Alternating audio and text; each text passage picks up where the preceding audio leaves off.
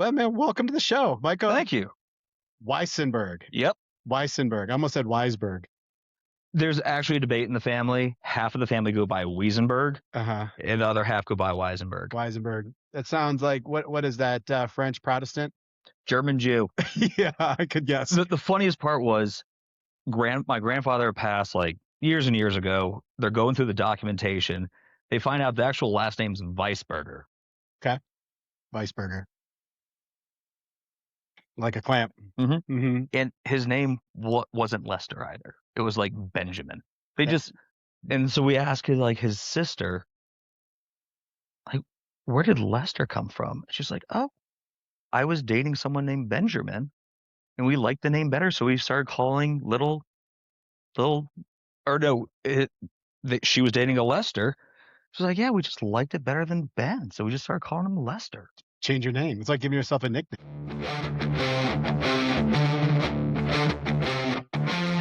Welcome back to the All In, All On X podcast, where we take you behind the scenes of full arch dentistry, innovation, and the people who are redefining what's possible. Here we go beyond the procedures and into the lives of people shaping full arch dentistry. This isn't just about implants or workflows. It's about the lives we build, the decisions we make under pressure, and the leaders who push this profession forward when no one's watching. Get your head straight, because we're about to go all in. The All In, All On X pod is brought to you by JB Dental Labs, the elite lab trusted by full arch surgeons, prosthodontists, and digital forward practices internationally. JB specializes in precision full arch restorations, zirconia, PMMA, photogrammetry workflows, and fast turnaround times that don't sacrifice quality. JB delivers a truly digital workflow powered by their proprietary online portal for easy case uploads, real-time tracking, and fast, streamlined communication. If you're looking for a lab that understands immediate load, passive fit, and the demands of modern all-on-X dentistry, learn more at jbdentallab.com. Tell them that the All-In, All-on-X pod sent you. Well, welcome, man. Thank you. It's good to be here. It's a pleasure to meet you in person, and thanks for having me on. Yeah. And well, to give everyone a little background, I am traveling right now in Salt Lake City, taking care of my wife. Her surgery went great, and right now her dad's with her. And so I'm out here in Salt Lake City, and I was like, who in the local Salt Lake City area would be worthy of talking to for dental implants and reconstructive dentistry? And I threw that out in my WhatsApp group on Full Arch Addicts, and I had a couple people be like, you need to call Micah. He's doing some amazing shit up there in Salt Lake. That's just, thank you so much. Like, that's a huge validation, because like you and I have only interacted over social media. Right. Even Bruce and I have only interacted over social media. Right. Like, I've kind of kept my head down as much as possible. And well, you must be making you must be impressing people. I will say I just had like a 15-20 minute conversation with you the other day, and I was impressed already. I mean, just your view of the world and where you're at in the world and your place in the world, and you're at very much peace with yourself. I can tell. You got the family, the kids, the RV. We could talk about all of it, and then your practice, what you're doing for the community. I think it's I think it's right up there on par with anybody in the world. And I love being out here in this I'll call it like a grassroots, like. Yeah, it's a tiny operatory. It's Floyd. Look, what do you think this is? Like 800,000 square feet? 1,000 square feet. Yeah. 4 ops. Yeah. Real simple. And like, I love being able to do some of the highest end work without paying the craziest overhead and having to transfer that to the patients. Yeah. We're going to have a big business conversation. Because I love what you talked about on the phone about lowering expenses and increasing dentistry and value. And you can do a lot in a small space. And I think we do too. We're going to talk about business. Let me introduce you just a little bit. Yeah. I did a little biography on you. All right. So, and you could probably do your own biography a little bit better. Okay. All right. But you're out of Maryland, Bowie, Maryland. Bowie, Maryland. You're like a biomechanical chemical engineer. Yeah. I had my undergrads were molecular biology, biochemistry, and bioinformatics. I had minors in chemistry and business. That blows my mind. First of all, my mind's going to be blown a lot because I've been at the hospital for 3 days and I really haven't slept. So if I seem like I'm a little slow, it's because I usually am slow, but now I'm extra slow. Okay. So what are you doing in dentistry? And while you were in dental school, you developed an intraoral scanner, new technology, made a patent. It looked to me like you met with all kinds of lawyers and geniuses about this product. And when I was in dental school, I was just trying to cut a class 2 prep Dude, know, dental school was a nightmare for me. why? So like, I'm a thinker. Like, I'm a conceptual guy, Right. but everything at University of Maryland was just memorization, regurgitation. Rogue memorization. Yeah. Oh, Yeah. Just regurgitate what we tell you. okay. One of the best stories from dental school. Yeah. So oral pathology. It was just, it was taught by this fossil of an old man who just, you could tell did not want to be there. So University of Maryland had this new building. It was 9 stories. 5 of them were just research. Yeah. And to do your research, you still had to teach some courses. So it was like pawned off on you. Right. And you could tell. Uh-huh. And so we're taking oral pathology, and it's just like, here's the condition, here's a histology, here's the symptoms, here's a treatment. Next. Wait, from his slides and his slide decks from 1978. Yeah. Keep on. I've been in those classes for sure. And he tells us at the Yeah. beginning, I only take what the authors of your textbooks say. Yeah. So any other information is extraneous. And like, I'm struggling in this class. Like, just memorization and just multiple choice. You couldn't be more bored. It was- You can't skip the class, just read the textbook. I did that for a couple of my classes. Well- I would show up on day 1 and the last day and get an A. so University of Maryland, so they didn't have, they would just tell you you're responsible for whatever is in the PowerPoints. Mhm. And it'd be like 1,600 slides. Oh, okay. Yeah. And so like, we made study groups, and the University of Maryland realized, like, probably the quality of the education is not the best. Rather than sending the teachers to like a teaching thing, Yeah. they're like, we're just going to record all of these. You guys can rewatch it. Okay. Because we have all that time. Yeah, you got a lot of time. Sure, let's watch it twice.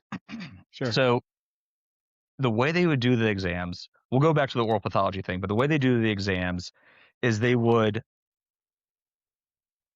here's all the things that you're responsible for. You go in, it's on a computer, you have to log on this special software, you take your test, it will tell you what you got wrong, Mhm. and you could write it down on a piece of paper and submit it to like the professor saying like, hey, I think this question was miskeyed. I actually got it right. Right. But they would never release the exams. They would never give you any study materials, no like test prep, because they didn't want to remake the exams. Right. Yeah, blows my mind. Just funneling people through. It is. Just funneling people through, getting them done. I've talked a lot about it on this show with other doctors about the education system. And I think we know it's broken, And I mean, for those of you out there in education, let me say, I'm sure you're working your hardest, and I'm sure that you love your job and you have a passion for Oh, it. Karen Ferrone, And if you're listening, Yeah. you are a godsend. Right.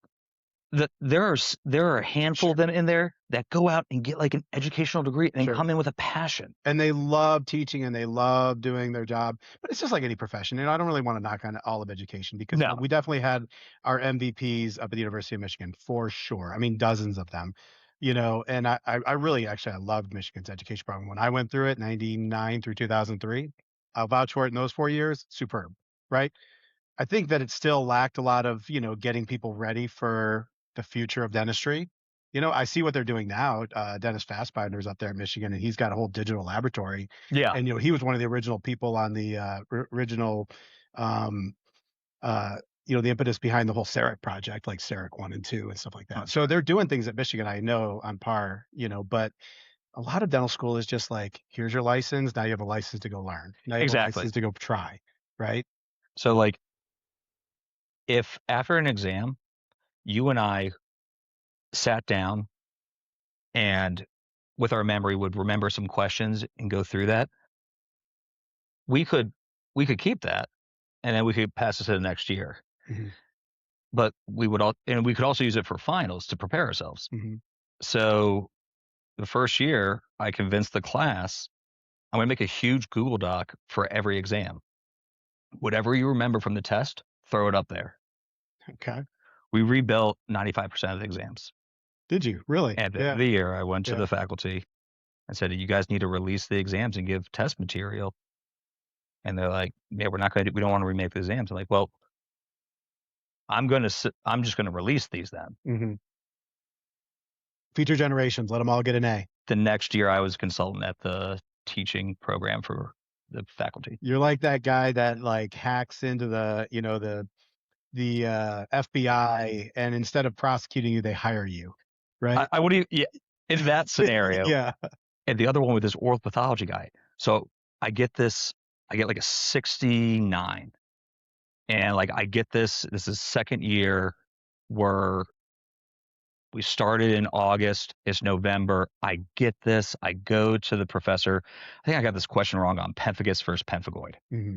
Sure. The Nikolsky sign or whatever. Yeah. Yeah. And I'm like, Doc, I think I actually got this right. Mm-hmm. So I send him Nikolsky's original dissertation in Russian. Okay. Wow. You really went out there for that point. Yeah. Yeah. Like I needed this to like not have to remediate. Okay. He goes, well, remember, I don't take outside information. Yeah. I'll let you know if you have to remediate in May. So you're the C student in dental school. Yeah. You're the C equals DDS, but you're a genius. And what is it? The book, A students work for C students and B students work for the government. So you're the C student that everybody's working for, right? Because while they're all doing this rogue, this dogmatic regurgitation of information, you're like patenting a camera. You're creating a new. Let's talk about that. Yeah. Where is that, and where's all the money from that? Do you have a big giant house up there in the mountains? No. But I'll just wrap this oral pathology thing up because now I'm listed as one of the editors in the oral pathology book. Wow. Nice. I wasn't going to wait. My anxiety was just too high. Right. So I reach out to the authors of the textbook who are the heads of oral pathology at UC Berkeley. Okay. I say, hey, I've looked at your book. It says one should be positive, one should be negative. However, when I'm looking at the primary literature, it should both be positive. And within 30 minutes, they responded like, oh no, you found a typo. Oh, no kidding.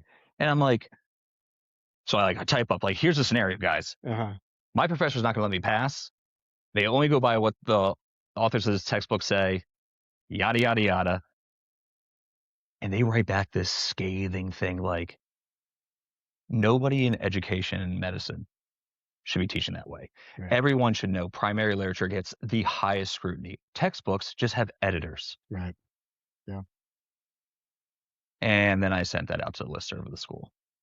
And how did that get received? Oh, I was up in the dean's office the next day Right. and getting yelled at you have to go up the chain of command. It's like, guys. Well, the chain of command failed me. This isn't the military. You're Comcast in this scenario. You're not paying me. Right. I had to escalate. I'm not going to sit for 7 months waiting to know, am I going to have to repay and remediate a year? Right. Yeah. I'm with you. So you requested mask. We call it in the military request mask. When your chain of command is utterly failing you and just completely making the wrong decisions, and you've tried to be respectful and address it, and they won't hear it, and then you can just request, you know what, I want to talk to your superior. Now, there could be, you better be correct on the, you're probably going to get chewed out when you get up there. Yeah. But then when you get excused, behind closed doors, then hopefully the leader fixes it. So the assistant dean comes and gets me from the class. Right. And I can see she's real stern, and I really look up to this woman. And we go in to the elevator. She goes, you're going to keep your head down. I'm just going to tell you, I'm really proud of you. Good. Yeah. You did the right thing. You need to hold people accountable. I'm all about accountability. That's where team culture comes in. Love it. That's where people miss about team culture. Accountability. I'm huge on perseverance, wisdom, strength, intelligence, honor, and courage. Integrity, for sure. All of that. Let's talk about your practice. Well, you said you want to know about the patent. Yeah, let's go there. Because again, I'm in dental school, just trying to survive. Yeah. Right. Actually, literally. I mean, I was working a full-time job to go in dental school at the same time. But I was just trying to survive and get through dental school. And you are inventing an intraoral scanner in 2016? It's 2013. 13. When I wrote the provisional patent. Okay. So what did you observe that caused you to do that? What happened? Dentures are arts and crafts from hell. And I hated packing cord. Okay. And so they had this dream lab with all these scanners that you see in the tour, but then they You're not allowed to go in there as a student. Right. That's for the graduate students. So I took an impression of the key from one of the professors. So I started playing with it. Mm-hmm. And then one of the professors sees this, he's like, I like that ingenuity. And so he's showing me how these intraoral scanners work. And before dental school, I had worked for the Institute of Fluorescence working on novel diagnostics for the military and anthrax. So I was extremely familiar with light spectrums, lasers, You in spectrometers. Frederick, Maryland? No, I was at University of Maryland Biotech Okay. Institute, Okay. Gotcha. right in the downtown. So I was working a mile from the school. Yeah. And oral scanners don't work well in moisture. Mm-mm. Like you have your refractive index. So like you put like a pole into a body of water, you know how it looks like it's bent. Mm-hmm. When we're dealing with microns, that makes a difference. Big difference. Yeah. And so I'm observing like they're just blowing air in this constantly to try to get a better scan. I go, why don't we just hook that up to the scanner head? Duh. So I I take say it. duh, but I didn't think about it. You did. So like I go get like the PVS putty, Yeah. stick the scanner head into it, Uh-huh. get that, hire an engineering crew that I had worked with before, started making little widgets. All of our chairs had quick connects. Right. And then boom, we had an intraoral scanner that expressed air. So it's 2013. So why haven't I seen it out there? What's going on? Why hasn't it been released? So when it's probably largely on me because I just didn't know how to market things. I was just getting out of dental school. Sure. You're the innovator. I You need a approached, lawyer. You need a yeah, team. dude, it's a ton to go through this. Sure. And so I started reaching out to different intraoral scanning companies, and they would show interest. But I think what was the downside was they were in a large software phase. Like think about like a regular camera. You have your raw image and then you have your Photoshop. Okay. They were in a large Photoshop phase and they had just come out with the OmniCam, and I'm showing that with the or they had just come out with like the Prime Scan, and I'm showing with the OmniCam, I'm getting faster, more accurate scans, and I'm getting a deeper focal length With the older camera. with the older camera. Yeah. And at this point, Dentsply Sirona had like during that time period, they were constantly going through a whole new executive team. Was it just because of your air, or did you rewrite software in some way? I did not rewrite software. Okay, so just because of the air, that's it. Yeah, it's just a cleaner image. Just getting a cleaner image, quicker, cleaner image. I mean, that's what intraoral scanners are all about. How fast can they gather the data? Fewer images, faster processing speed, right? Yeah, and Yeah. like it was cheap. Like you can 3D print it yourself. Yeah. And you can attach it to any of them.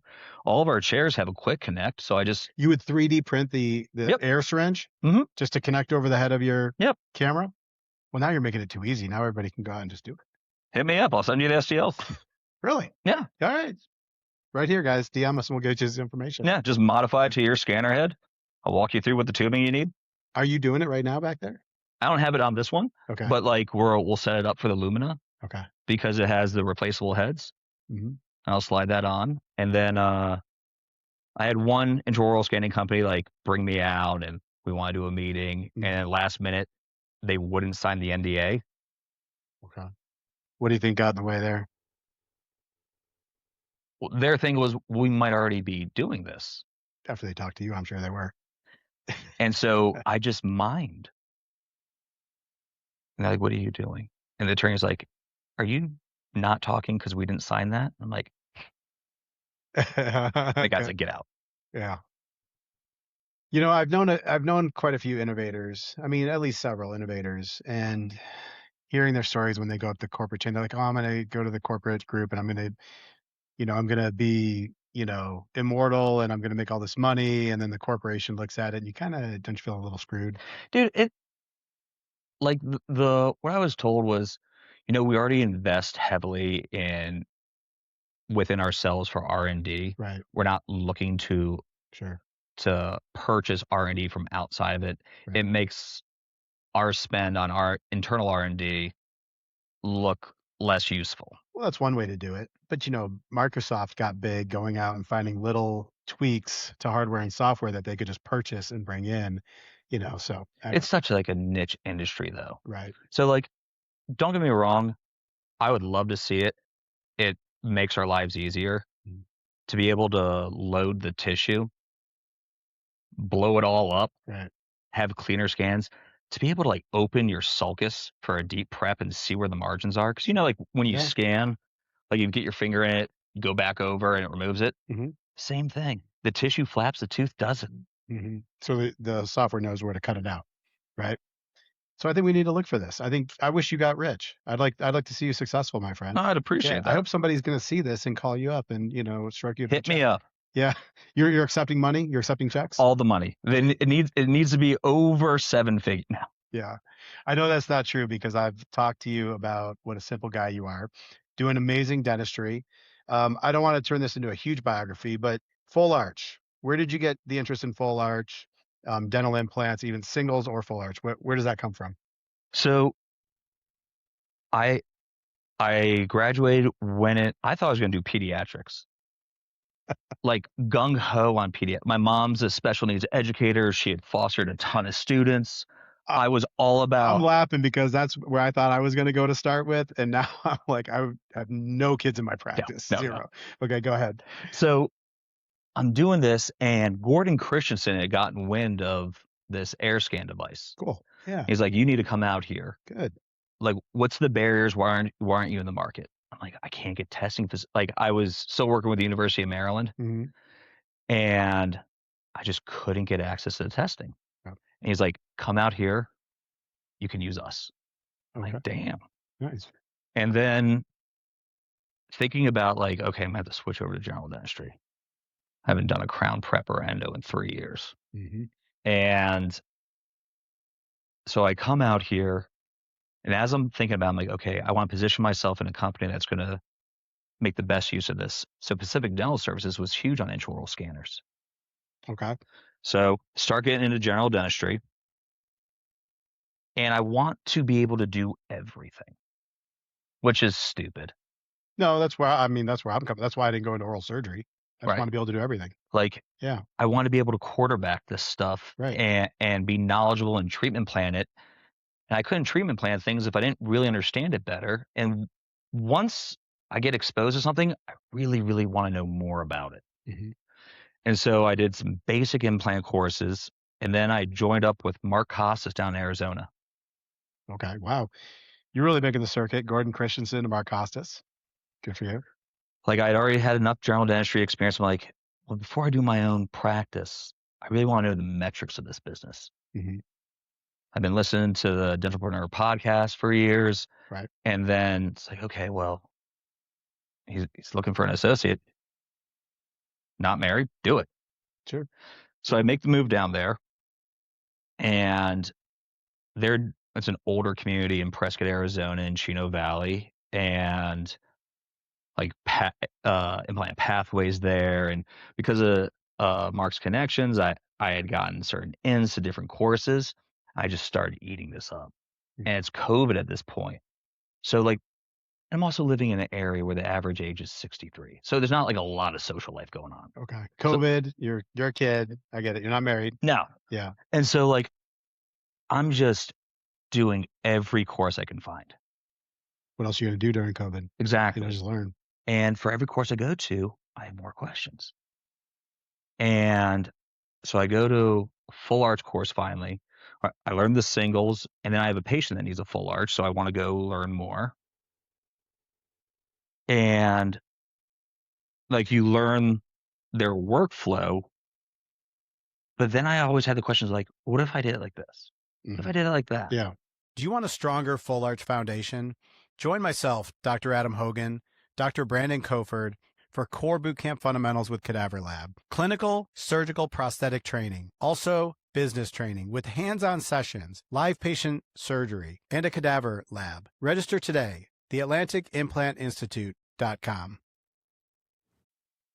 And so I would take more and more courses, and that's when I was surprised. It wasn't until like the second or third full arch course I actually heard about FP1. Yeah. I mean, it's not the first thing you delve into. No, I wasn't even aware that, like, I thought it was overdentures, all on 4. Right. And that's the way the market makes you think it is, right? Everything Yeah. is FP3 or it's all from dentures to FP3, Mhm. right? But you got in the FP1 world. I did. And what drew you to that? So Wade Pilling showed an FP1 in one of his fast tracks at Pathway. Mm-hmm. And I remember we had just gone over bridges, and they're teaching us about like tissue contouring and bone preservation. And now we're going to the FP3, we're just planing it down. And Wade shows this FP1 type stuff. I'm like, this is really novel. Like, I really like this. Mm-hmm. Because like the final result, like I couldn't even tell it was, it just looked amazing. You don't even know it's on implants. Exactly. Right. That's what I love about FP1. And so it's like, okay, I need to know more about this. Mm-hmm. Just raw. This was not a good ROI decision at that point. They're just like, I want to go down this rabbit hole. Well, anything that you have a passion of doing is good ROI. Because if you love doing it, you're probably going to make money at it. You're probably going to do it well. And then I went to Simply Implants with James Chaffin. Okay. And he's really big on FP1s, and I just saw like someone's been doing this for like 20 some years. Yeah. And yeah, it's 20 years of casework to show for it. Yeah. Yeah. And so like I just kind of went down the rabbit hole. And regardless, like it kind of broke me out of the paradigm from overdenture to FP3 to like, what do you need biologically? Like, what's going on with your bite? How do we get here? What's your tissue level like? What's your bone level like? Then ZBLC comes out. And now my mind's just like, not only were the concepts novel to me, but to see Lincoln Vicus go and just be like, I don't know if the studies were done that well. I'm going to redo them. Right. And at that point, it's just like, hold on, everything I've been learning in VC, I've just been taken as like, this is the standard. No, you have to question everything. You have to question everything. That's right. And so it really led me down this, like, because coming from biotech, we have like studies with thousands. Right. You're accustomed to using the scientific method. Yeah. Setting up studies, reading a study and questioning it. It's not gospel. It's not God's word. There's some holes in this study. Where are they? Right.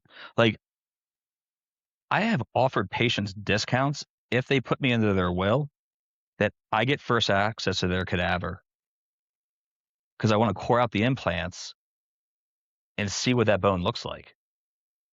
You know, I think that you can get them to consent to that. Yeah. Yeah, that's for sure. Do you have any takers right now? No Maybe a couple. But like, there's so many different little variables, and I kind of just started diving into it, and eventually kind of went off my own track, and then so I was gonna do my own thing. I had been working nonstop since dental school. Didn't really know the West. I knew Salt Lake and I knew Arizona. Mm-hmm. And you're gonna make like a 20-year commitment somewhere. Yeah, hopefully. Right? If you're gonna do good work. Right. And like doing like a 3-day trip to be like, oh, this is the place I'm gonna live for the next 20 years. I couldn't make the decision. Oh, okay. So I bought an RV and decided I'm gonna do a 6-month trip and spend a week at each of these 10 locations. God, it blows me away, the freedom to be able to do that. It's amazing. Yeah, I've never been at a point like that in my life. Oh, that's my own fault. Oh yeah, I was wearing a big old alpaca poncho and jeans, and I went pretty nomad for a bit there. Yeah. But it was also great because like I'd have friends, and I just go from airport to airport. A friend would fly into one airport, I'd pick them up, they'd be on that leg of the trip, drop them off at the next airport, another person would fly in. So you're just a vagabond. You're just a gypsy. Oh, I was just a gypsy, and then like as I had licenses, a lot of these. And you don't know where you're gonna end up. Nope. You're just driving around. Yeah. California to Washington. Yep, all the way from New Mexico all the way up to Washington, Oregon. Mm-hmm. And you ultimately. So what happened? You just ran out of money. I came close. Yeah. So the 3-on-6 group, like I was already really big on the FP1 modality. I was really big on the concept of segmenting. Yeah. And they were doing this, and I had reached out and was like, hey, I think I have some techniques that could improve this. Right. And Randy Roberts reaches back out, and we start chatting. It was a good fit, and they hire me, and wind up settling here. So you worked there at that office Yeah, for a year or two, 3? almost 2.5 years. Okay. How long has it been since you were there? Little bit like a year and a half, So here, year and a half. Okay. and became one of the educators there. Taught the other docs, go out and mentor the other docs, hmm as well as see my own cases there. And it really got me the reps that I needed to really delve in and solidify my thought processes. Had you taken the, what do you call it, the 3-on-6 class before that, before you called Randy? No, I hadn't. You had not. What did you offer that you can improve their system that he said, come on? What did you tell him? So really bringing in the ZBLC concepts of the contouring, where the placement needs to be, hmm going more of the screw retained because they were still doing cement retained. hmm And I'd just taken a wide number of courses at that point Right. of like, we can do more than just implants, like the grafting, the bone grafting, the tissue grafting. So it was 2023, and they still weren't using zero bone loss concept or screw retained arches. So I think they had just started switching over, Okay. and it might have been 22, Yeah. but they had and whenever you have a business that's gets large, Yeah.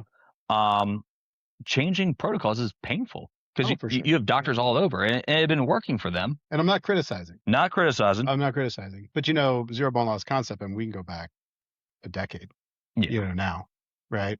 Screw retained full arches. I mean, it was 2011 or 12 when the literature was pretty much unanimous, like they should all be screw retained. Like, Yeah. right? I mean, so it's 2023, and you're just updating their systems and their protocols, Kind of, yeah. basically. Like, hey, what you're doing is working But there's ways more or to less, improve. but there's ways, yeah, Yeah. right. And then also doing some things with the training in terms of getting the licenses put under our names so that doctors could come out without having to do all the licensing, do a live surgery. hmm Um, kind of working with it, going through some more complications, doing model complications. And I'm just really passionate about education and trying to delve in because we only have a handful of days to get you up to an FP1 level. Right. And that's a pretty complicated task, FP1. I mean, it's FP3, it's very complicated, but I mean, if we get you to follow the cookbook, we can get you there. FP1 could take a lot more skill. I mean, There's just a soft lot of tissue nuances. management and bone scalloping and root banking and socket shielding and everything, just it can be a lot more for a younger doctor. Very It is. challenging. And like you can see these ads on Instagram or anything and like sign up. And I think we had a really, really strong education program, but it's just a lot to get done in Sure. 4 days. Sure. Do you ever think about just breaking it up into 2 classes or two, or a continuum, 2 or 3? I have. Yeah. Are you looking at education in the future? Yeah. So right now, mostly what I do is mentorships. Mhm. And this is just a different perspective of like, yeah, it's really nice when you can stack like a bunch of people into a classroom Sure. and charge tens of thousands. That doesn't really happen the way often, but yeah, No, but it can. You can have a lucky weekend, but yeah, yeah. like you're talking like every now and then you can pack that. Yeah. But and we kept them small. Like Yeah. it was me and Logan Locke, who's also an unbelievable, both him and Randy, both unbelievably good FP1 surgeons. Logan and I did the trainings. Yeah. And Randy would teach complications. And I think we put together like a hell of a good course. And I'm sure they still run a great course. Now, one thing I definitely wanted to kind of to change up was people are coming from different experiences. Right. And I really like that one-on-one interaction. And so I started doing more and more mentoring where like, okay, doc, where are you at? What do you want to achieve? Okay, so to do that, we're going to need to make sure you know how to do socket, or we need to make sure that you know how to do bridge augmentation. We need to make sure that you're comfortable with sinus lifts, both vertical and lateral. Yeah. We're going to do tissue contouring, and we got to go through some prosthetics. And so we're going to break this up over the course of a year. Right. We're going to get you some cases. I'm going to kind of teach you how to treatment plan them. Mm-hmm. We're going to treatment plan them together. And then I'll come out and I'm going to chair side with you. Mm-hmm. We're going to get through these cases. And because when you go to these CEs, they're phenomenal and I love them. And that's where everyone should start. But when it's your own patient in your own office, Mm-hmm. it's different. Oh, yeah. Also, when you're coming to a course, I'm teaching on my equipment with my staff. And now you need to go back home and teach what you just learned to your team. Right. But don't you find out that when you get to that office, they don't have the right instrumentation armamentarium set up? They don't. So we go through that ahead of time. Yeah. But this way you get the education and the integration. Right. Because like how many times have we had students fail or really run into issues because they go to this course, get great confidence, they come home and it blows up in their face. And mostly it's a logistics issue. And now they never want to do the procedure again. And there's nobody there to help them when it blows up. Right. Right. And now that they're Like, scared. what's that? And yeah. And like I love that even with like when we were doing it with this 3-on-6 group, except for 1 or 2 docs, every doc was doing the cases within 6 months. Oh, nice. Or he's getting there. So the value in the education must have been there. Yeah, like making you probably had mentorship support afterwards. Oh heck yeah! Like we were planning their cases with them. Yeah. And that was part of the deal. Right. And we also encourage like take the course Mm-hmm. for the first surgeries. Try to get 2 of them back to back. Right. Like 1 day, 2 day, and have us come out, and we will get you through these first ones. Yeah. Because I was really big on like following these different CEs. Mm-hmm. And one of the questions I'd always ask is, what % of your students are doing these procedures within 6 months? And most don't have that information. Right. And that was one of the most important things to me. It was like, I want to make sure you're getting your money's worth. Don't just come for like entertainment. Oh, God, no. It's really expensive. God, no. But they have to start somewhere. They have to start somewhere. I mean, get it. You know, when I have somebody just show up at my office for a one-on-one, and I've never met them before, chances are all of their questions are just so dang basic that they should have come to the 2-day course first, and then that's what I'm saying. Start with the basic courses. Get the basic understanding down. Right. So we're speaking the same language. Yeah. And then come back, and or I'll go out there. Exactly. After that. Yeah. And also, like, doing these mentorships one-on-one, like you build up not just the doctor but the team. Mm-hmm. And now the entire team sees, wow, this is so great, and they all become advocates. Right. Well, no doctor is going to be able to implement anything that they didn't bring their team to the training for. And this goes with any CE.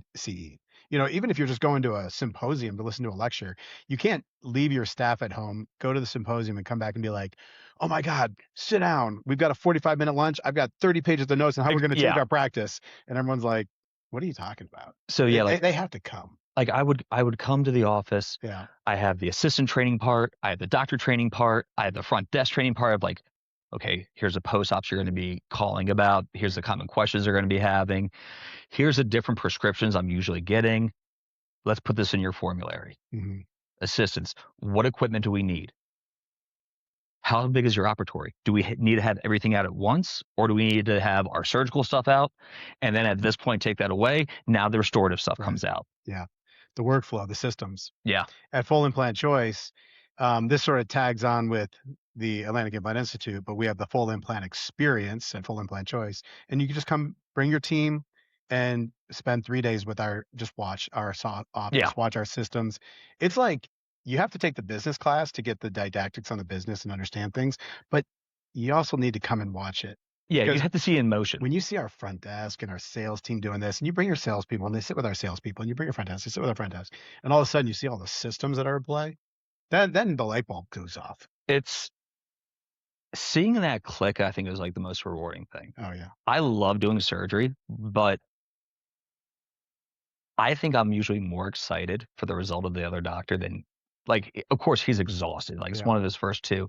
But I'm just like, yeah. Yeah. You're doing it. Yeah. I was sitting in the hospital yesterday. One of my alumni texted me his first 2 pterygoids. And he was like, right on. Look good, man.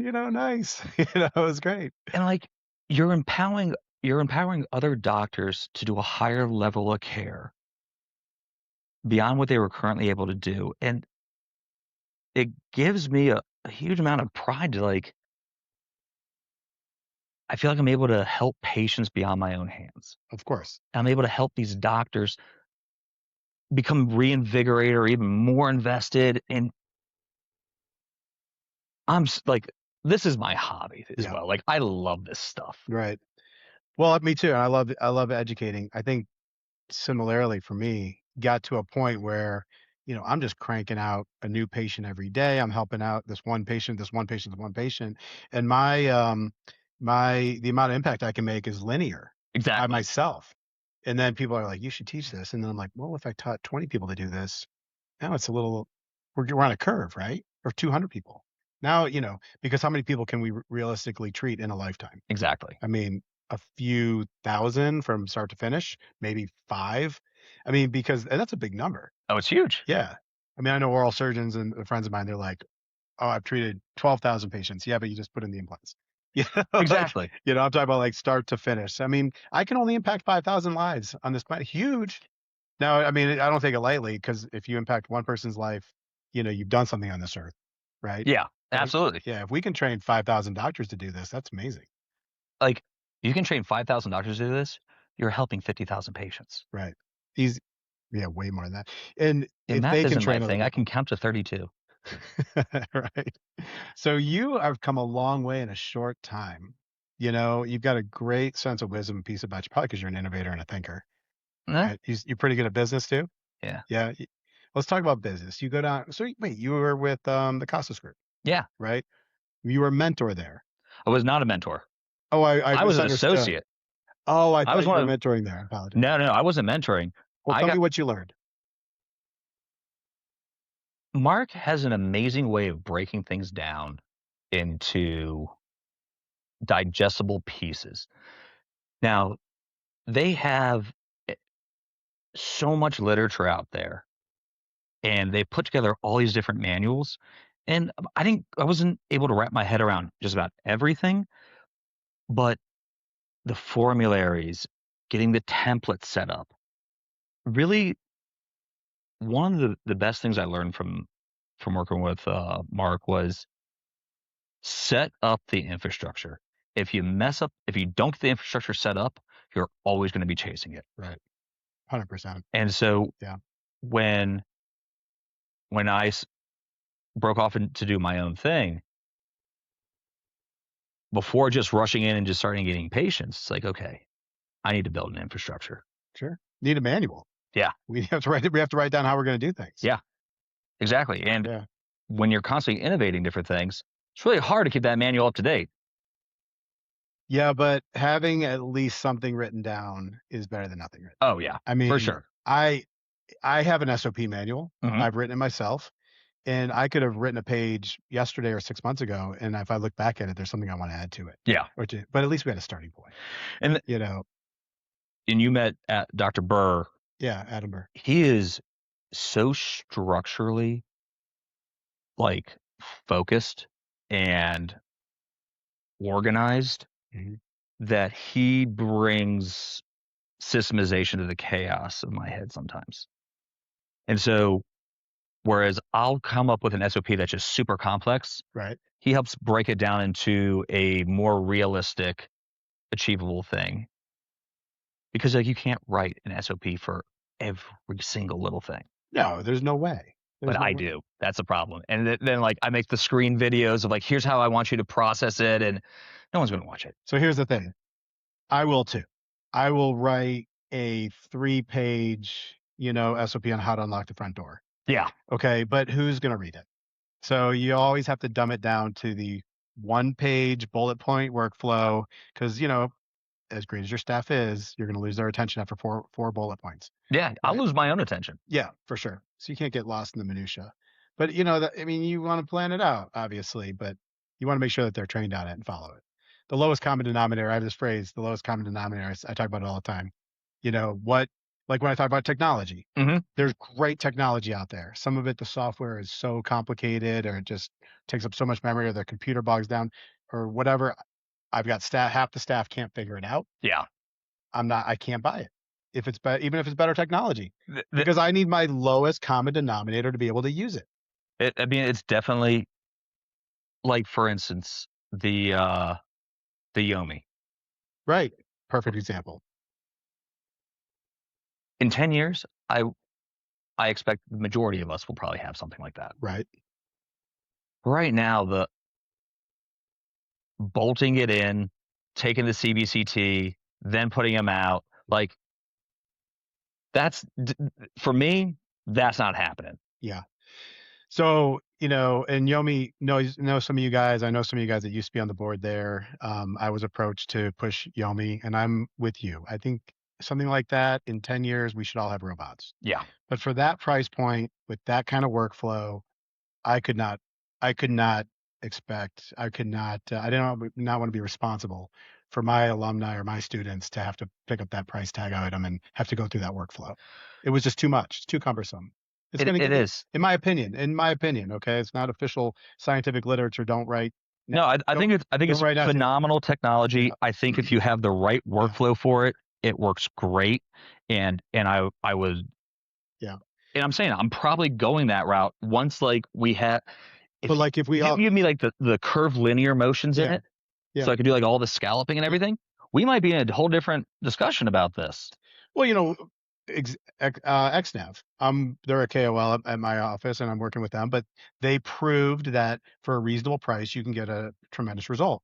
For 50 grand, we can have dynamic guided surgery. It's Yep. easy. I can do it under general anesthesia. I can align it in minutes, like a Do you have few to like minutes. bolt something in and take a CBCT and then put them down? No, no. I'll tell you what happens. I don't want to have to numb My you. Like I hate no, no, numbing no. patients. Like I want the anesthesiologist to put you down. No, my anesthesiologist puts them to sleep, and in the 10 minutes it takes them to induce the patient, I can plan the upper and lower arches. And then, you know, my lab and my team, my systems, everything's already pre-aligned Yeah. in the software. And all I do is go in and I'm looking at the wax up, the digital wax up. And This segment is brought to you by JB Dental Lab, your go-to partner for full arch prosthetics, zirconia, PMMA, and digital workflow. With a proprietary portal, in-house designers, and an advanced education center, you will experience reliability, precision, and consistency. Visit jbdentallab.com. so I can plan prosthetics and MUA and everything, and I can do it in 10 minutes. And then throat pack, and I start aligning the points. T, T, T, T, T, T, T. And if it's not perfect, I just paint and map, and then it just brings it all together, and we're done in 6 minutes, 8 minutes, 10 minutes. And it's like that easy. Can you do curved linear scalloping? They can't, well, I don't use the feature, but I mean, because I've been doing this freehand for so long Yeah. that I just use it to place the implants. And maybe here's the best thing about dynamic guided surgery is the MUA position. It's like you can do an FP1 on it, right? So now instead of my FP3, you know, buccolingual bridge being 12 millimeters thick to grab the palatal MUA over here. Yeah. Now everything is just like bam, like 10, like all the way around, you know, or like 8 or 10. We're not reaching out to get that one awkward MUA. Yeah. And I tell them all the time, you sell it as a surgical tool, but it's a prosthetic tool for me. I can get my implants to stick, but now my MUAs are perfect. So, you know, but it's all about, we got into the subject because the technology has to be, you know, the best bang for the buck, and it can't be like extraordinarily complex or super expensive. I'm Right. also trying to like show and kind of like the model of this office. I don't want people who are watching me and like, oh, I want to do like what he does. Yeah, And just be like, okay, yeah, it's $100,000 price tag to get into this game. it has to be reasonable. Yeah. And so I also was really interested in getting more and more involved in the stackable guide system and seeing what can I really create from that. Right. Great system. You showed me in the back. You were making guides for a doctor in New York City who's doing an FP1. Yep. Your guides look amazing. And so your lab is open to outsource, by the way. Yeah. Yeah. Is that something you do mostly with your old students, mentors, mentees? I mean, most of them who now utilize it are mentees, Yeah. but they didn't all come as former students. Sure. Like some are implant residents with the JU program. Some are docs I've met at different symposiums. Some are friends of docs that use my system, and what I made this so when I wanted to do this, what we were working with before was a tooth-based guide, and get your implants the right position, Mhm. all great. However, if any of the teeth are loose or you gotta extract teeth and bridges come off and now maybe your guy's not seating properly. Right. So I kinda wanted to go to a stackable system, but once you're with stackable, well, now what other type of guides do I wanna put on this thing? Mhm. Do I wanna do a 3D scalloping guide? Do I wanna do Terry guides on it? Do I wanna do a bone grafting augmentation guide that gives that Yeah. plans the exact amount that you need and gives you a little shelf to pack it into? Right. Yeah. And in looking for like, okay, what labs can do? So I'm like looking at Row. I'm like, this I cannot afford $6,000 per case for a guide. Yeah. Love you guys over there, by the way, but Love you, that's a lot of money. like love you guys a ton. Yeah. Um, it Uh, it just it in Salt Lake, it's extremely price conscious area. Like, well, I think the country's that way. You know, the dentist yeah, is getting us everyone says that about their own region. we're all getting a squeeze. We are. You know, I mean, because there's a lot of competitors out there, even though I believe nobody competes with me but me, but the public sees multiple of me. They don't know that I'm any different. Yeah, And a lot of times it comes down to price, it does. right? And you gotta figure out ways to cut expenses, which you've done a great job in this office, by the way. How many employees do you have? Too. I actually just rent it from the other doctor. I'm gonna quit and work for this guy. So like Yeah. my collections are like 68% Uh-huh. take home. You should be teaching business. That's tremendous. Like you don't because like when you start one of these practices, right? Whether you buy a huge facility or not, for the first year, if you're not doing the exact same thing that the previous doctor did, which almost no one's doing that. Like you're coming in with your own ideas, you're coming in with maybe a new implant system, Okay. maybe you're going photogrammetry, Right. you're going to have turnover. You have to crawl for the first year. I did not want to be chasing the overhead. So let me build up the systems. Mhm. Let me do it with low overhead and let me really refine this Right. into a scalable system. Right. So you were wise to just come in and just kinda come in slow and not start flipping over chairs and Yeah. switching everything up. Yeah, I've seen a lot of doctors make that mistake. They take the time to, value a practice and work it up and buy it, and as soon as they open the doors, like, they repaint and they change the policies and everything on day one. I did not do that. No. I set my old office the way it was for about 5 years. And like I've seen docs who are like they know enough to like not change it, Yeah, but you can see it's just eating them up inside of them. They're yeah. like, if you guys don't perio chart, I swear to God, I will burn this building to the ground. We have the same hygienist? Yeah, I think so. So you made your own systems, saving money. What's the best way for doctors to cut their overhead? What are their key mistakes? Every person in an organization, you need to know what the mission statement is. You need to know the core value set is. Like, I know that sounds really, really like, I'm with you. and everyone, like, I'm a really big fan of the book Traction by Gino Wickman. Great book. Yeah. And so everyone has rocks. Mhm. Like, if you have an employee that you don't really know what they do, that's an issue. For sure. Yeah. And you may hire someone to do one job and realize quickly that they have a more aptitude to do something else. Yeah. And it's your responsibility to move them. Yeah. And you got to stay flexible to that. Hmm. And I outsource like a lot. So all of the designers I utilize are other implant surgeons. Right. Out of country. Yep. Yeah. And the head of that lab at Dent Select, which props to you guys. Amazing. Like it's run by Dr. Mo Tahoon, Hmm. who was the clinical director and head of R&D of 360 Imaging or Imaging 360. And this man can take the stupidest sketches that I do and then boom, they're realized on a computer screen. You would talk about design. Yeah. Okay. Yeah. Like if I want to do a Terry guide that has a deep key that like Yeah. the key actually goes in like 22 millimeters. Sure. So I changed my lever point. Hmm. We'll get it done. Right. And then with Digital Dental Fusion in South Korea, not only they're a phenomenal lab, but they also full fabrication facility. If I need special types of burrs, they'll get it done. So you save money on overhead with employees and systems in here, and you're Mhm. just outsourcing it outside, right? And cutting down on an enormous amount of employee workload. Let's just say workload Al- and cost. Also, like when And where's your square footage to put all that anyway, exactly, right? like we have expensive scanners. We have Yeah. like I want to put the money into things that are actually going to give an ROI to the patient. Mhm. So quality scanners, quality equipment, quality grafts. Don't cut corners on your cements. Like, don't double book. Make sure you have time for the. I only see like 2 or 3 patients a day, like 3 or 4 days a week. Can't imagine. I And, thought I was seeing very few patients, but we have a big full arch.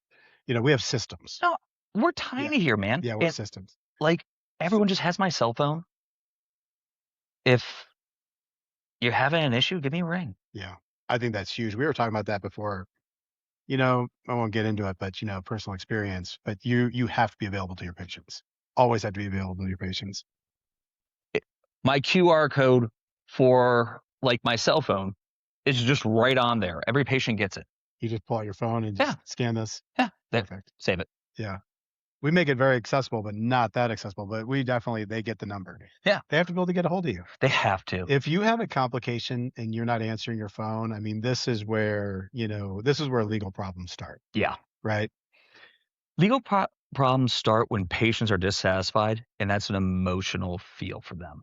Like, one thing I go through all the consults with, whether it's for a vision we're starting through, we'll go through all of our clinical things. You have bone, med history. Mhm. And one of the things I tell every patient is, and this is going to probably bite me in the butt one day, but for us to be able to work together, I need you to be comfortable enough that if something feels off to you at 8 p.m. on a Tuesday, you give me a call. Mhm. It's so much easier for me to address it early than for you to just sit and suffer until it becomes too problematic. Sure. Yeah. Yeah. You need to be accessible.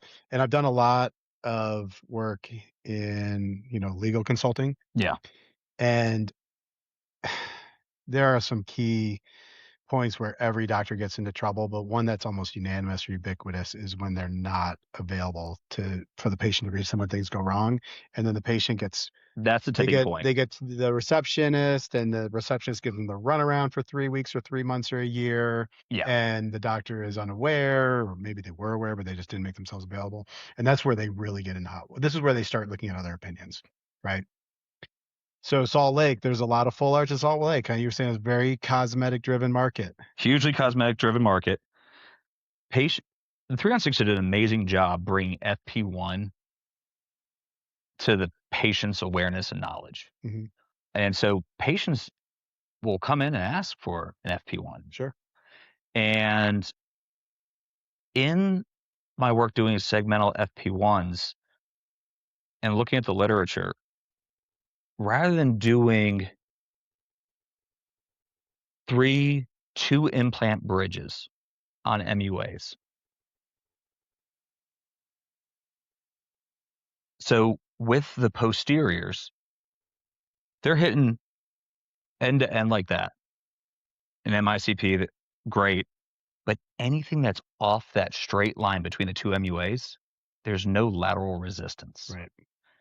So running this through an elemental analysis software, Mhm. tripoding it made more sense. So like if you're doing lateral, 2 on 6.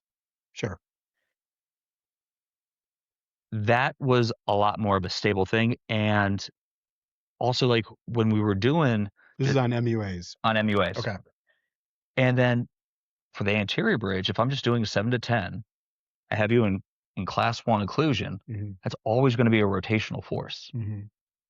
And we have no AP spread on that. So are you among the philosophy that you're using MUAs for unilateral restorations just for segments. I was under the impression you were going implant level on the 3-on-6. I think they've now gone to TRI. Right. So I guess that is implant level because it's an abutmentless system. Yeah. I love MUAs. Right. Well, they're easy to restore. They're easy to restore. And also, like, in terms of what we're doing now, and we call it FPX. Mm-hmm. So FP1, 2, and 3. Mm-hmm. So with the literature that's come out, with the deep conical connection implants, we're seeing ourselves placing these deeper and deeper and deeper. Yep. And then using an MUA to bring it up to the tissue level. Right. What I've started doing more, and for my FP1s, is rather than placing it a millimeter or two below the bone line, right? Like, I'm trying to think ahead. What happens if this patient goes through chemo in 10 years? What happens if they have some failures and get some recession? Mm-hmm. If I use the shortest MUA, now I'm going to have threads exposed. So we're placing, for these FP1s, we're placing more in an FP2, FP3 position of the implant, and then bringing it up to the FP1 position with the MUA. And because we have these deep conical connection implants with the most minimal micromotion, Mm-hmm. I mean, you see this with SIN and Neodent. Right. Yeah. So you're going subcrestal 2, 3, 4 millimeters, bringing it up with a taller MUA 3, 5, 4, 5, something like that. Yeah. Almost planning for failure, and then you can. I'm planning for life. Yeah. Right. Like, is it successful to do it short? Yeah. But what happens if, and I've dealt with these, patient has cancer, patient goes through some type of medical complication. Right. Now we have threads exposed. Revising those cases on a medically compromised patient is a nightmare. Their healing's already worse off. Yeah. So if I've built this backup in, now I can just take the prosthetic out, swap out the abutments for shorter ones, make a new prosthetic, and you're on your way. Yeah. Time will tell, if that scenario will be available. It's always hard working on somebody who's gotten older or gotten medically compromised or whatnot Oh, for sure. in any type of treatment modality. But if you can avoid Yeah. having to work on them. Yeah. I think there's very definitely a biologic width over the top of the implant to the MUA. Over top the implant. From the implant to the MUA platform. So whenever we're talking about the crestal connective tissue, Mm-hmm. and you need the 1.5 millimeters. Going with shorter MUA. To your point of not using short MUAs. Yes. I don't want to use a short MUA and compress No, close to the bone. You don't want it. And then you need to be 1.5 millimeters off the bone. Always. Yeah, I'm in agreement with you on that. Do you think though that the MUA has been, original usage of the MUA was for cross arch Yes. restorations, for full cross arch restorations, and all the early studies and indications were for cross arch indications.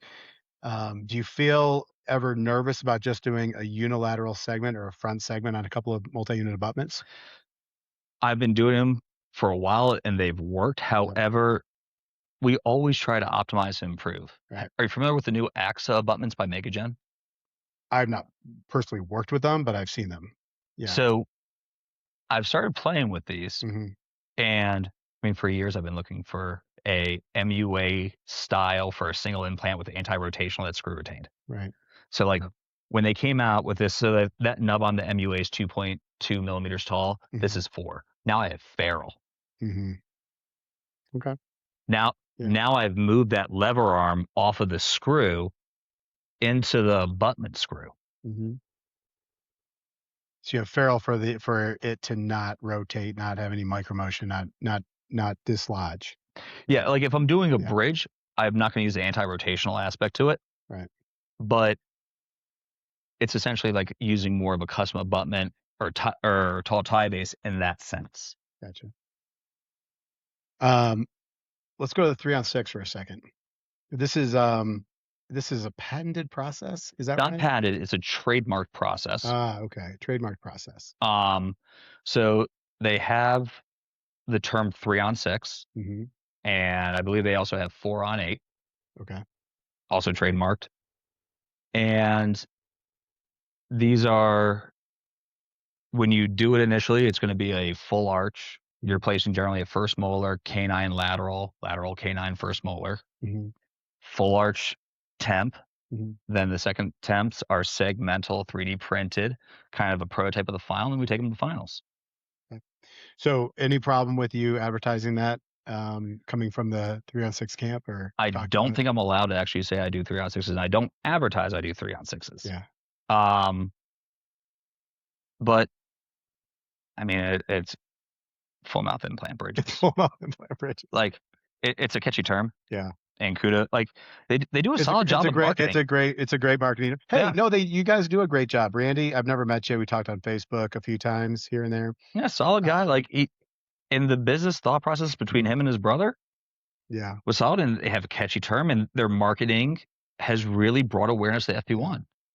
I'm not sure if we got, off the talk with Randy. I invited him to come on the pod. I haven't heard from him really much. He's a busy guy, but I don't know where one of us just dropped the ball.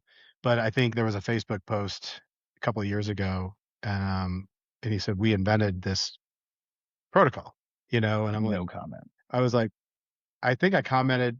I Yeah, said my partner, my mentor, I remember seeing that post. we were doing stuff like this in 2000, whatever, and I didn't take any pictures, but yeah, doing a bridge here, bridge here, bridge here, but kudos to you though. The marketing is great, you know. It's I sort of, not to disrespect, but I sort of like the company that says we have the trademark and patent on a custom patient specific implant, and I'm like, what was 1952? I think they've been around since then. Yeah, I mean, the early, Like, like I can show it to you so in yeah, what's the guy's name? 1985 wrote the book, gave the FP1, 2, and 3. Carl Misch. Carl, yeah, Like it's in there. it's in there. It's in there. Yeah. And then like a And Vicus so I shows didn't it. mean to disrespect you in any way, but it's like there's elders who have come before us who have done this stuff in the past. They didn't put a name to it. The marketing is great. I've had people in Virginia, a few, and Mhm, they're like, I don't know if I'm going to go with you or go with this 3-on-6 guy out in Utah. mhm. And I'm like, we're in Virginia and you're hearing about it. That's Yeah, great. It's good education, it's like you know? patients. If we can preserve bone, Hmm. and the thing is, like the FP3 was developed for denture-based patients that didn't have bone. This is severely atrophic, Right. and then for whatever reason in the industry, that just became the standard. Right. And if I'm of the belief that you do what that patient needs. Of course. And I think that's where we're kind of going in dentistry Yeah. is over the next 10 years, we're going to see a lot more customizable things Sure. for that patient. Patient specific. So getting a broad range of training, I think is what it comes down to. For sure. Anybody who says, I've never met a patient that I couldn't do a 3-on-6 on, right? Or I've never met a patient that I couldn't do an Yeah. FP1 on, or I've never met a patient that I couldn't do mini implants, right? I mean, because I know a doctor who said that once and he was a national educator. I've never met a patient who couldn't get mini implants. Like, did you treat 3 people? Like they were all the right indication. I I'm mean, dogmatically against dogmas. yeah, me too, for sure. In my practice, I mean, if you had 5 patients walk through the door, one's gonna need an FP1 and one's gonna need an FP3 and one's gonna need a Yeah. remote anchorage and one of them's gonna need to save all their teeth and one is gonna have to be an overdenture. Yeah. Fix isn't gonna work, right? Like I do overdentures, I do FP3, I do FP1. Mhm. Like it's what the patient requires. Now, what I'm seeing a lot more of, and this is also like a selection bias because most of my work that's been put out there has been FP1 work. Mhm. So patients looking for that are kind of coming in. Are you like back in 2000, between 2000 and 2015, we saw an 8x increase in implant utilization. We don't have the NIH study showing where we're at now, but 20 years ago, implants were still thought of as like your last ditch option. You're still getting your endo, you're still going to Apico. Mhm. Now we're doing implants. Yeah. Now the patient's awareness of implants is much higher. They also, I find a lot of patients have, I guess, I don't know who termed it, dental fatigue. Oh yeah, for sure. They like, Yeah. they think like, okay, well, I got these fillings, I got these crowns, I got my endos. Every year I go in, it's Yeah. another crown, it's another retreat, Every year and it's they're $5,000. just done. Yeah. They're just, and like, I do a great informed consent. Like when I do my consult, I list like all the teeth that are bombed out, all the pathologies, what teeth are potentially salvageable. So those are teeth with minimal restorations, no active perio, good prosthetic position. And I list out which teeth are these. And then I go through, okay, if we were going to preserve these teeth, how would that change the treatment plan? How many more appointments would that require? The difference in the cost and the difference in the discomfort. Mm-hmm. And I present both of these to the patient. I want you to keep your teeth. I actually will not charge more Mm-hmm. for the restorative preservation one because I do not want to encourage you to pull your teeth just on a financial thing. Okay. Not very Nobel. Yeah. And like a lot of patients are just done. And there are Yeah, they're patients not. where I've said like, yeah, Mm-hmm. you're missing one tooth, dude. There's no way we're doing a full arch. Right. Yeah. But like I have this one guy right now who got jumped and he was carjacked. They busted out his back teeth. They kicked him in the mouth. And he's been going through victims advocates for 2 years or well, a little bit more than that. And everything has super erupted or grossly decayed out. Yeah. Now it needs to be pulled. Yeah, I've learned a couple of good things about you. All right. For being a young doctor, Mm-hmm. still, the message that I want to make sure that people hear is one, how you treat people well. Walked in here, there was a book up there. It was We Treat People, Not Patients. Yeah. I had to look in there because I trademarked the phrase in 2007. We treat people, not teeth, and I went and several variations of that. And I was like, that title looks a lot like my trademark, but I don't care. I'm not going after the guy. It's probably a very good book, but that's something that a principle of yours. Oh yeah. We treat people, not teeth. We treat people, not patients. You treat people to be treated like people with dignity and respect. Two, you have a big open mind.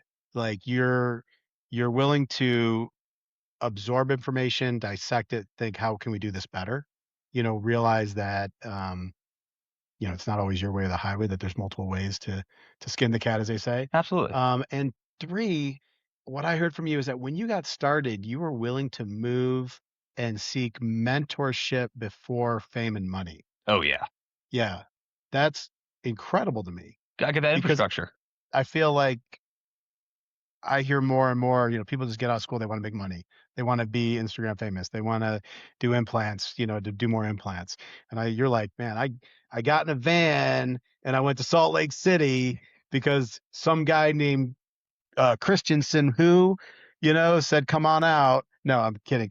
And then you're down Not there far with off Mark. though. No, but for real, you're willing to like have faith in God, go out. We didn't even talk about God, but I assume, you're just going to go out and, just trust the universe, trust the system, listen and Also, absorb. you make it work. Once you commit to a plan, Right. you execute. Mm-hmm. So when you commit to going out, you go out there, you're going to rock and roll. Yeah.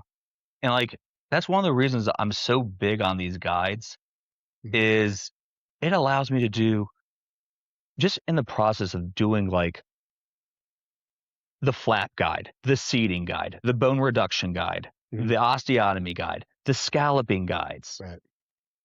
the pre-made temps that are positioned with the CEJ already going through that process. I don't want to say like too highly. I doubt other people think this much about these cases. There's a tremendous benefit to going into guides. Just the mental exercise of going through it. I know, because I'm about ready to publish some stuff based on my mental exercises from the last 23 years of planning my own cases, doing my own guides, printing my own guides, learning from my mistakes. I've got some math involved in the face and the teeth in my head that I'm getting ready to publish. But it's painting by the numbers. I can Yes. I can paint a picture right now. But I remember when I was a kid, my mom gave me like paintings, and it was like the red goes in all the threes, Yeah. and the blue goes in all the twos, and eventually you don't need the numbers. Yeah. The Right? problem is my mom did the same. That's when we found out I was colorblind. Okay, yeah, so yeah, well, that's a whole other problem. Maybe we should work on a solution to that. But the guides are like painting by the numbers. Yeah. When you're young and when you're going on your way, you have this roadmap of how to get there. For those that you don't know, a map is something that was on paper. No, just kidding. But you have this way of learning how to get there so that, one day you can just put the map aside and just drive. I don't expect anybody to come in the institute and just be able to freehand a full arch like I could, Yeah, but like but I learned how to paint by the numbers with guides. exactly. But like even at like the more advanced level, Yeah, right? Like let's say the patient has significant crowding on the upper, right. right? And the midline's off by 2.5 millimeters and it's slightly at a cant. The occlusal plane's also canted. Once you pull all that, Hmm. exactly where does your lateral need to be to come up with an exact right Yeah. versus position? Like, can you put a pin in the nasal palatine and measure? Sure. But just like we were just talking about, when I'm planning, I'm in this open, curious mind. Let's move this over here. Let's move this over. Hmm. Oh, how will that look? How will that change the wax up? Hmm.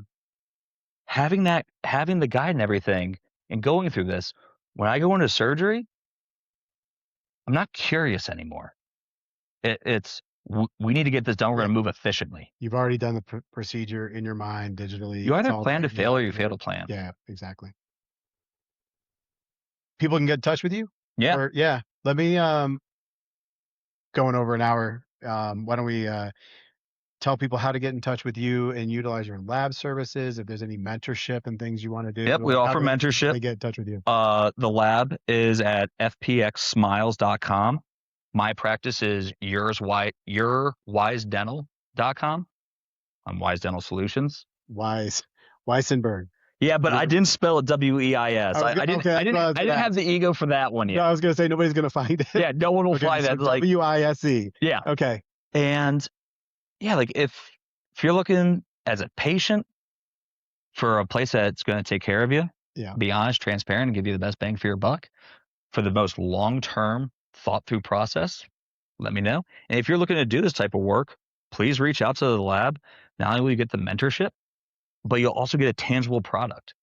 Like I was just showing you the other day, I do immediate crown or immediate implant with immediate load in 45 minutes. Rather than like, you can place the implant, scan it, design, wait for the print. No, I just make a wing temp. Yeah, that sits on the other two teeth and you just do a rapid pickup. Yeah, very nice. I think that if you put this on your website, I'm going to say I've met this guy a couple of times and I think he's genuine and I think you will take good care of patients. So I think you should probably use this for marketing and advertising. No, I appreciate that. I want to thank you for letting me see inside your operation. Give me a little bit of hospitality here in Salt Lake. I learned a lot from you. Yeah. And when you first reached out, I didn't even know what this was about. Like, why don't you guys just come stay with me? Yeah. Yeah. Well, she's got a little bit more going on. I had no idea what the scenario, like just, if you're ever in town, give me a call. We have guest rooms. I will say this about Salt Lake. Since I've been here, my first time in Salt Lake, everybody has been very nice in Salt Lake. It's just a great community. We've really enjoyed our time here this last week, and I'm looking forward to the next 3 weeks. I mean, and one of the best hospitals I've been to up there at St. Mark's. The staff, St. Mark's, like this area. We're actually not allowed to talk about how good Salt Lake is because there's too many people already. You don't want people to come here, yeah. But like, don't change it. I'm from Baltimore. I came out here and realized like this is what life's like without humidity. I'm never leaving. Amen. Yeah. Well, I'll be heading back that way soon. Thank you so much for having me on, buddy. Thank you for being here. Good luck to you. I'm glad I had a chance to spend the afternoon with you. Hey, the rest of you guys, keep your head straight. Okay. You got to go all in with All on X if you're going to go all in because there's a lot to learn. So can't dip your toe in it. Need anything, DM us and we'll give you some advice, but thanks for watching. Hey, if today's conversation resonated with you and you're looking to sharpen not just your technique, but your judgment, your discipline, and your long-term vision, then this is exactly why we built the Atlantic Implant Institute. This is not just some collection of disconnected modules. This is the core continuum for education and full arch workflow. It begins with Module 1, Core Bootcamp Fundamentals, where we establish surgical foundations, diagnostic discipline, and repeatable decision-making under real-world pressure. And then it continues with Module 2, Advanced Prosthetics and Full Digital Workflow, where occlusion, vertical dimension, aesthetics, condyles, and execution all converge. And then we have Module 3, which tackles remote anchorage, pterygoids, zygomatics, complex anatomy, taught through biomechanics, planning for predictable outcomes. And after the continuum, we have modules in FP1, fixed immediate load, and also business, how to 5, 10, 20. This is business, leadership, and operational strategy so that you can build surgically what actually works in practical business. If you're ready to go into full arch dentistry with intention, structure, accountability, and purpose, you can learn more at theatlanticImplantInstitute.com.